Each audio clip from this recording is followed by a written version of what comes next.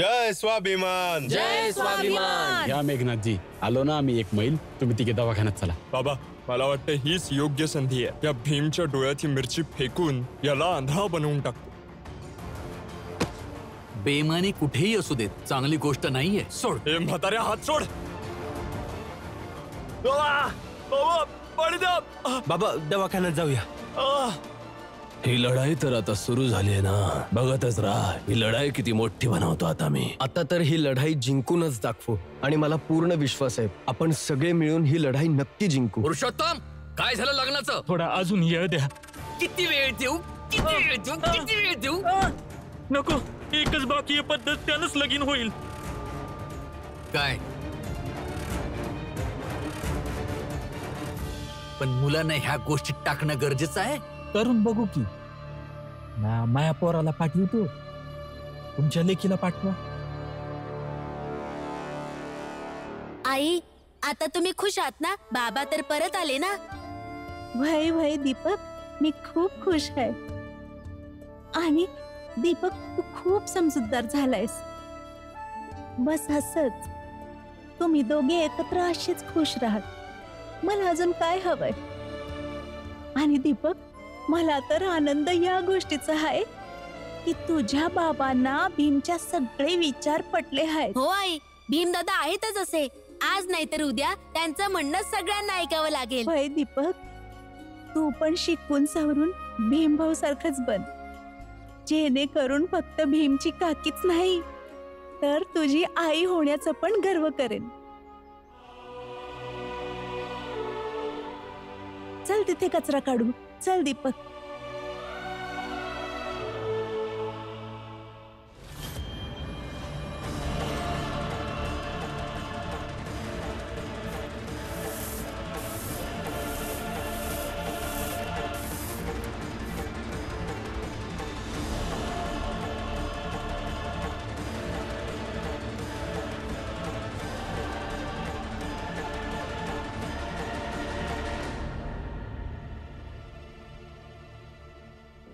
दीपक,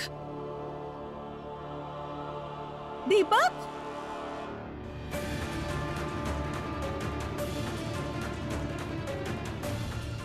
दीपक, दीपक, दीपक.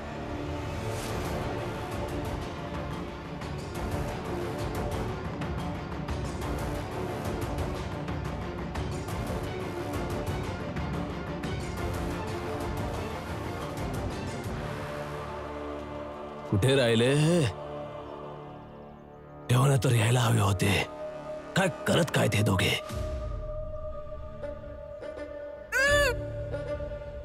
चल चल. सोडा मला. अरे इतका वेळ का लावला तुम्ही लोकांनी? या लवकर त्याला बांधायला घ्या. आणा आणा, बसवा इथे. चल बस, चल बस. बस. सोडा मला.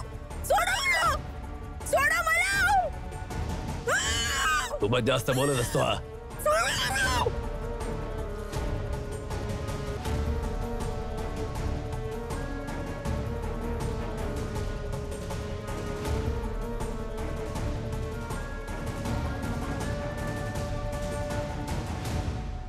सोडा मला तुम्ही. गप. आता एक शब्द पण नाही.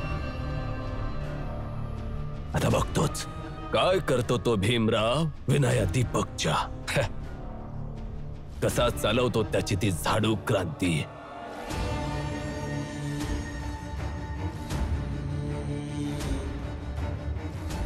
महिपाल, एक काम कर, तू लक्ष ठेव याच्यावर. हा, मी थोड्या वेळात भेटतोच तुला. हो बाबा.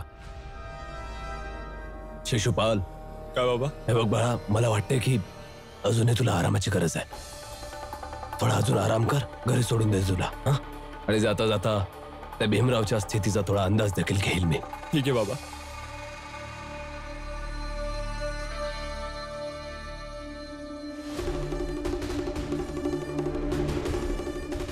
सोडून द्या मला. मला जाऊ द्या. अरे ह्यात तर समजा सरळ सरळ हाय की दीपकला कोण उचलून घेऊन गेलंय. भीमराव, काही कर पण माझ्या पोराला आण. तुम्ही काळजी करू नका, दीपक सापडेल. फक्त थोडा वेळ हवाय. का भीमराव?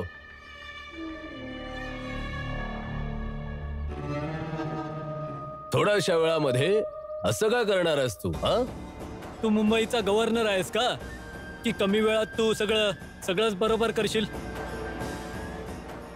मेघनाथजी, हे योग्य नाही केलं तुम्ही. अशा सिद्धांताच्या लढाईमध्ये अपहरण का केलं तुम्ही? हे काय मूर्खपणाचं बोलतोस तू? अरे आम्हाला काय माहिती की हे सगळं कोणी केलंय?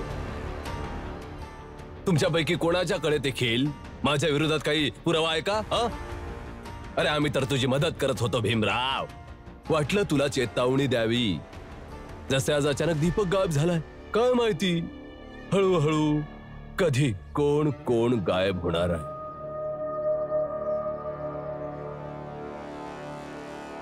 हे बघा मेघनाथजी, कुणाच्या आयुष्याबरोबर असं खेळायचं नसतंय. समजदार आहेस रामजी. खूपच लवकर समजला असतो की जो अपहरण करू शकतो त्याने जर विचार केला तर मारून देखील टाकू शकतो.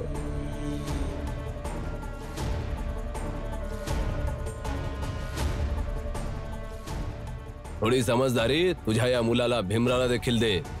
समजाव याला की बंद करून टाक ही क्रांती, नाहीतर याच्या या झाडू क्रांतीच्या नादामध्ये खूप लोकांचे प्राण जाऊ शकतात.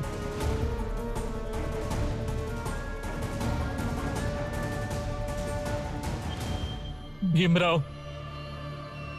हात जोड, तू हे सगळं बंद कर. माझ्या पोराचा जीव वाचल. नाहीतर असं म्हण की माझ्या पोराच्या जीवापेक्षा तुला ही लढाई लय महत्वाची आहे.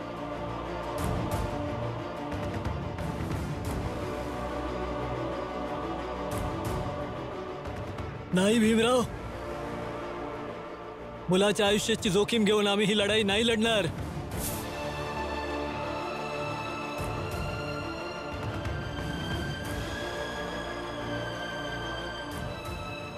ठीक आहे,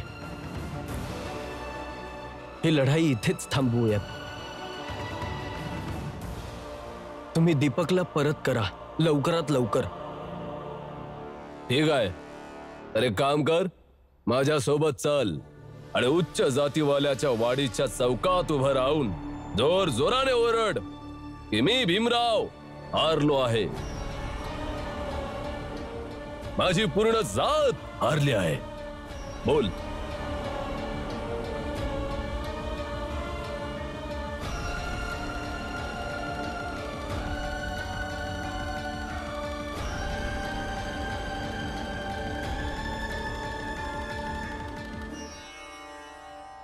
माफ कर भीमराव, पण गोष्ट माझ्या पोराची आहे आणि त्याच्या जीवाशी खेळ नाही करू शकत.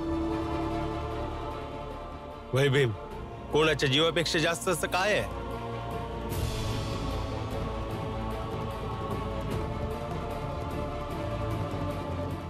काय झाले?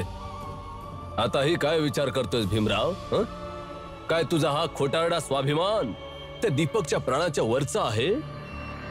स्वाभिमान संपला नाहीये, पण ह्यावेळी दीपकचा जीव महत्वाचा आहे.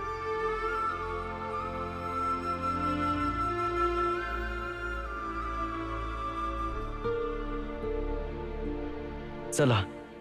थांब भीम.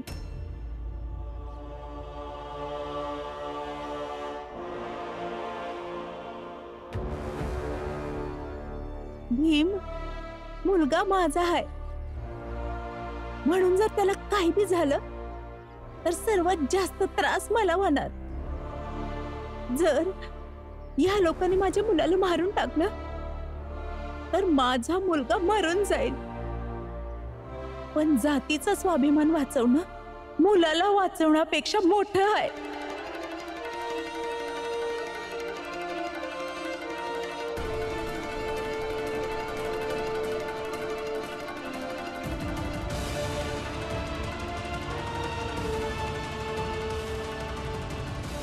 म्हणून जा मेघनाथजी, आता आम्ही माघारी नाही घेणार. तुम्हाला जे करायचंय तुम्ही करून टाका. शोभा, हे काय म्हणतीस तू? पोरगा आहे आपला तो. पण ही जात आहे आमची. शोभा फालतू नको बोलूस. जे चाललंय ते मला पण बरोबर वाटत होतं, म्हणून तर मी पण सामील झालो या आंदोलनात. पण पोराचा विषयच वेगळा आहे. मला नाही माहित, पण मी या आंदोलनात असणार पुढे पण. ठीक आहे, तर मग तयार आहात सगळे. माहिती नाही की येणाऱ्या काळामध्ये कोण कधी कुठून गायब होऊन जाणार. कोणीही हरवणार नाही. आणि मी वचन देतो मेघनाथजी, आज संध्याकाळपर्यंत तुम्ही स्वतः दीपकला घेऊन तुम्ही इथे याल. डोकं खराब झालंय तुझं? हा, अरे आम्हाला काय माहिती तो कुठे आहे? यांनी सांगितलं ना, तुम्ही आणून देणार.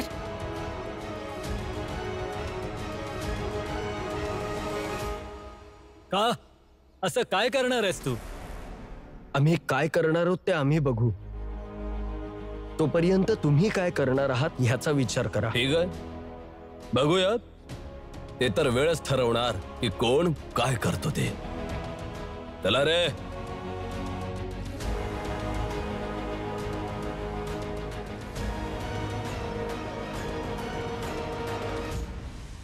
आता काय करणार आहात तुम्ही? आता आपण झाडू मारत मारत पोलीस स्टेशनापर्यंत जाऊ. तिथेही झाडू मारूया. आणि मग त्यानंतर मुंबईच्या गव्हर्नरच्या घरापर्यंत झाडू मारत जाऊ. कारण सत्तेच्या मस्तकापर्यंत जाणाऱ्या मार्गावरच मोठे लोक भेटतात. आता ही लढाई हळूहळू नाही, तीव्र गतीने पुढे न्यावी लागेल. चला माझ्यासोबत.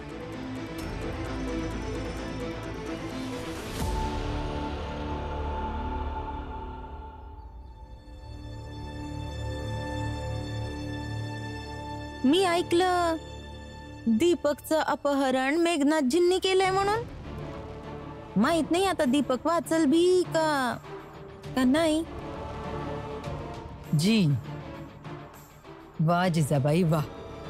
मेघनाथ जी असं कोणतं महान काम केलंय त्या मेघनाथनी की तू त्या मेघनाथला एवढा सन्मान देते? माझं काय बिघडवलंय त्यांनी की मी त्यांना जी नको बोलवायला? कारण मला जेव्हा बी मदतची गरज होती तेव्हा त्यांनीच केलीये माझी. एका आईकडून तिचा पोरगा दूर केला, त्या गोष्टीचं दुःख नाहीये तुला? नाही, मुळीच दुःख नाहीये मला. जशी करणी तशीच भरणी की. जिजाबाई, जिजाबाई ऐकलं का? ऐकण्यात आलं की भीमराव सगळ्यांसोबत परत पोलीस ठाणे दिशेने चाललाय. माहित नाही तिथे जाऊन पुन्हा नवीन कोणतं नाटक करत. काय करणार? अजून 2-4 लोकांचे पाय तुटतील, अजून काय होणार? पण ह्या सगळ्या गोष्टींमध्ये या वयात माझ्या नवऱ्याला इकडे तिकडे धावायला लागत आहे. मी जाऊन बघते की भीम तिकडे काय करतोय ते. हो जा ना, जा जा. पण हा, तिकडे पोलीस तुमच्या मागे पळतील, पण तुम्ही पळू नाही शकणार. हा जा लवकर जा. जिजाबाई, भीमच्या सोबत उभं राहायला पायांची नाही, हिमतीची गरज आहे, जी तुझ्यामध्ये आणि या हितेशमध्ये नाहीये. म्हणून तुमच्या लोकांचे पाय असून सुद्धा तुम्ही लोक कधी भीमचा साथ नाही देऊ शकत.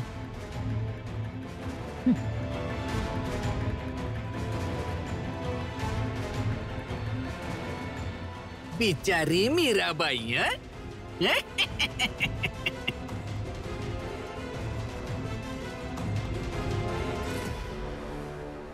जय स्वाभिमान, जय स्वाभिमान, जय स्वाभिमान, जय स्वाभिमान, जय स्वाभिमान, जय स्वाभिमान, जय स्वाभिमान, जय स्वाभिमान, जय स्वाभिमान, जय स्वाभिमान, जय स्वाभिमान, जय स्वाभिमान, जय स्वाभिमान.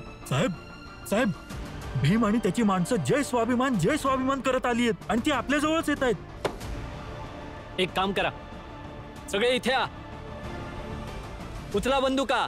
जसे ते आत येतील तसेच त्यांच्यावर लगेच गोळ्या झाडा. जे होईल ते बघू. हो साहेब.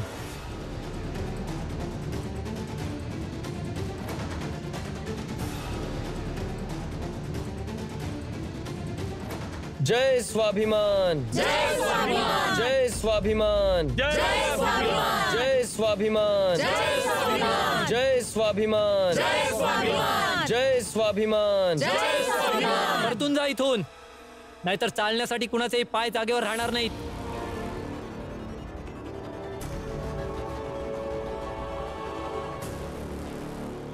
फौजदार साहेब जरा इकडे बघा.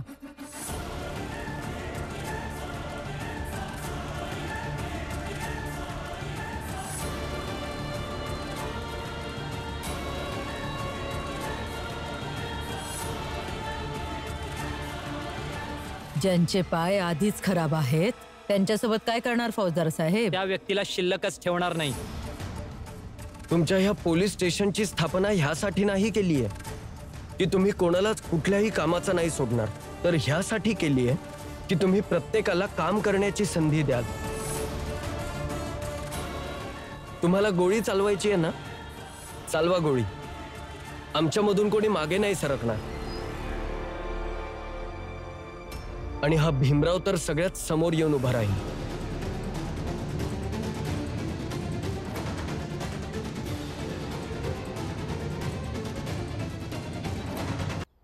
आणि मी पण.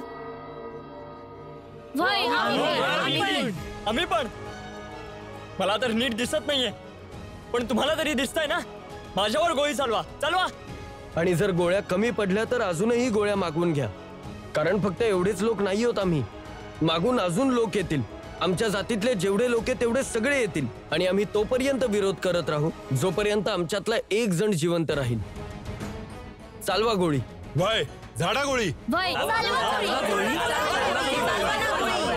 हे बघा, मागे व्हा तुम्ही, नाहीतर काही लोक फुकटमध्ये जीवानिशी जातील. मागे तर नाही जाणार फौजदार साहेब, मग काहीही होऊ द्या.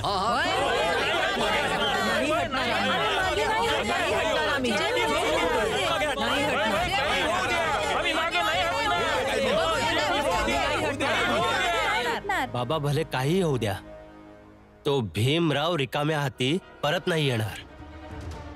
बाबा आता एकच उपाय आहे की त्या फौजदाराने त्या भीमरावावर गोळी चालवावी. बस, मग विषय संपला.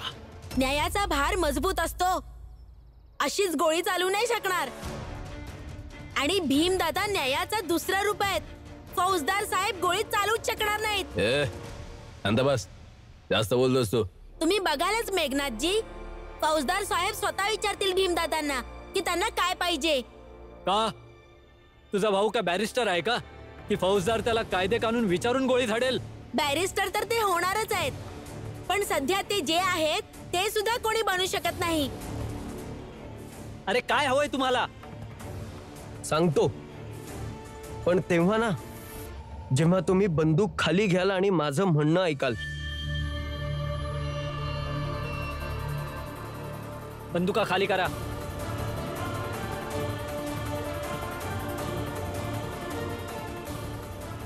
हे बघा, आमच्या दोनच मागण्या आहेत. एक ही, विनाकारण नोकरीवरून काढण्यात आले त्यावर कारवाई झाली पाहिजे. आणि दुसरा मुद्दा हा की ते मेघनाथजी दीपकचं अपहरण करून घेऊन गेलेत, त्याला परत करावं. आणि तोपर्यंत आम्ही गव्हर्नर सरांच्या घरापर्यंत झाडू मारू, तर आम्हाला सुरक्षाही हवी आहे. वेडा आहेस का? गव्हर्नर साहेबांच्या घरापर्यंत पोहोचलात तर प्रत्येक ठिकाणी गदारोळ होईल. याला गदारोळ नाही, खोड काढणं म्हणतात. आणि अशा वेळी समजानं जागा होणं गरजेचं आहे.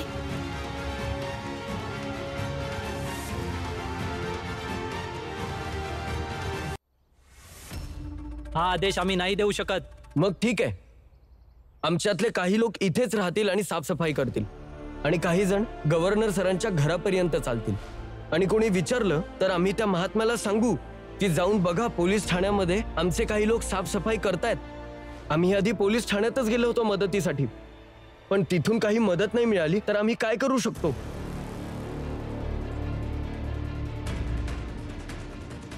तुम्हाला गोळी झाडायची तर झाडू शकता.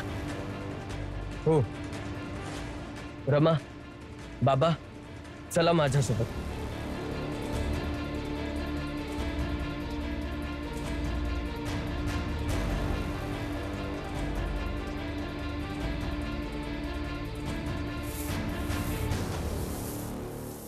अरे काय नाटक आहे हे? आमची चौकी स्वच्छ आहे, जा इथून. चोरी थोडीच ना करायला आलोय, साफसफाई करायला आलोय आम्ही. करू द्या आम्हाला सफाई.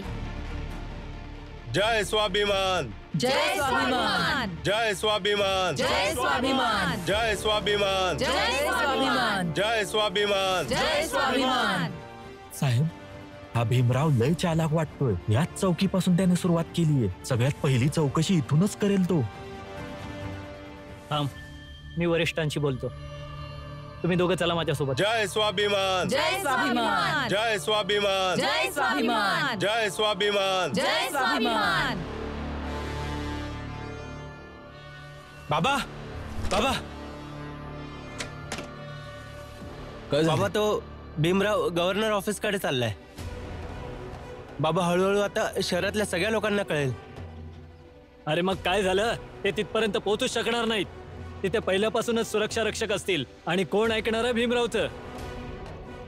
कदाचित तुम्हाला माहित नसेल की भीमदादा गव्हर्नर साहेबांना एकदा भेटले आहेत. पुन्हा सुद्धा भेटतील. आता हा विचार करा की काय करायला पाहिजे. भीमदादा तुम्हा सगळ्यांना सोडणार नाहीत.